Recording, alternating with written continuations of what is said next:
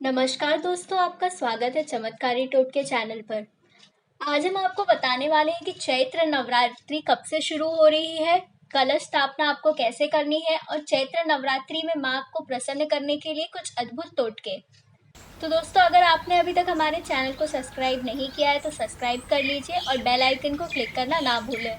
हम सभी के घरों में साल में 2 बार नवरात्र में विधि विधान से माँ दुर्गा की पूजा की जाती है। इन 2 नवरात्र के अलावा 2 बार गुप्त नवरात्रि भी आती है। इनमें तंत्र मंत्र के माध्यम से माँ दुर्गा की आराधना की जाती है। इस साल चैत्र नवरात्रि 13 अप्रैल से शुरू हो रही है और 21 अप्रैल को रामनवमी तक चलेगी।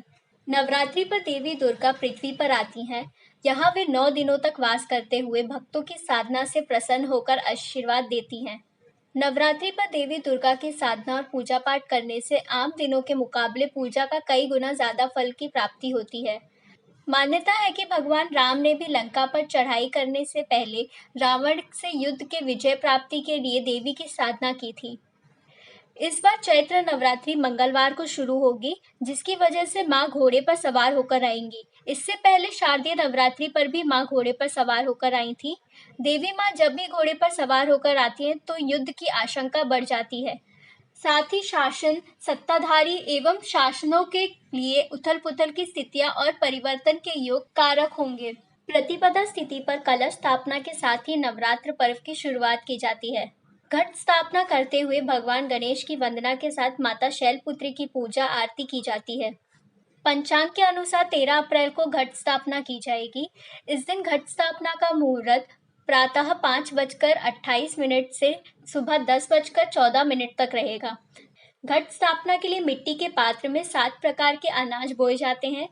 इसके उपरांत पात्र के ऊपर कलश की स्थापना करें, कलश में जल भरें, इसमें गंगा जल भी मिलाएं, कलश पर कलावा बांधें, कलश के मुख पर आम या अशोक के पत्ते रख दें, फिर जटा नारियल को कलावा से बांध लें। लाल कपड़े में नारियल को लपेटकर कलश के ऊपर रखें। चैत्र नवरात्रि में माँ लक्ष्मी को प्रसन्न करने के लिए माँ को कमल का फूल चढ़ाएं। अगर आपके पास कमल का फूल उपलब्ध नहीं हो तो आप नवरात्रि में अपने घर पर कमल के फूल वाली कोई तस्वीर भी लगा सकते हैं। ऐसा करने से माँ प्रसन्न होंगी। चैत्र नवरात्रि में धन और समृद्धि की प्राप्ति के लिए चांदी या सोने का सिक्का घर पर लाने से आपके घर में बरकत आती है। ऐसा करने से माँ लक्ष्मी प्रसन्न होकर आपकी सभी मनोकामनाएं पूर्ण करती हैं। अगर आपके घर में कोई व्यक्ति काफी समय से बीमार है तो चैत्र नवरात्रि में 9 दिन तक माँ दुर्गा को लाल रंग के पुष्प अर्पित करें। अगर आप काफी समय से कर्ज को लेकर परेशान हैं और कई प्रयासों के बाद भी इसे उतार नहीं पा रहे हैं तो चैत्र नवरात्रि पर 9 दिनों तक माँ दुर्गा के समक्ष गूगल की सुगंध वाली धूप जलाएं।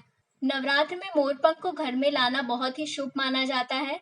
नवरात्रि के व्रत के दौरान फल, दूध, दही, मेवा, गुड़, शक्कर तथा साबूदाना वड़ा, साबूदाना खिचड़ी, सिंघारे का हलवा आदि खा सकते हैं।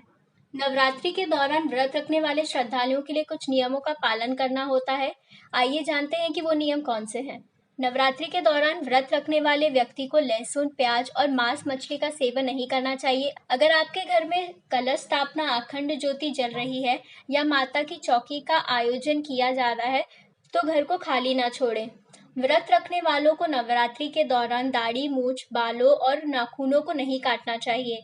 काले रंग के कपड़े पहनकर माँ दुर्गा की पूजा अर्चना ना करें। इस जगह लाल रंग और पीले वस्त्र पहन सकते हैं। व्रत रखने वाले लोगों को चप्पल, जूते और बेल्ट का इस्तेमाल नहीं करना चाहिए। इस दौरान ब्रह्मचर्य का पालन करना चाहिए। विष्णु पुराण के अनुसार व्रत रखने वालों को नवरात्रि के दौरान दिन में नहीं सोना चाहिए। नवरात्रि में उपवास रखने वालों को फलाहारी करना चाहिए। 9 दिनों तक अनाज और नमक का सेवन नहीं करना चाहिए। आप व्रत खोलने के लिए सिंघाड़े का आटा, सेंधा नमक, आलू, मेवा, मूंगफली आदि का सेवन कर सकते हैं। अगर व्रत रखने वाला व्यक्ति दुर्गा चालीसा या दुर्गा सप्तशती का पाठ करते समय किसी से भी बात नहीं करनी चाहिए। ऐसा करने से पूजा अधूरी मानी जाती है। इसी तरह की और जानकारी के लिए जुड़े रहे हमारे चैनल चमत्कारी टोटके के साथ। अगर आपको हमारा वीडियो पसंद आया है तो लाइक और शेयर जरूर कीजिए। जय माता दी दोस्तों।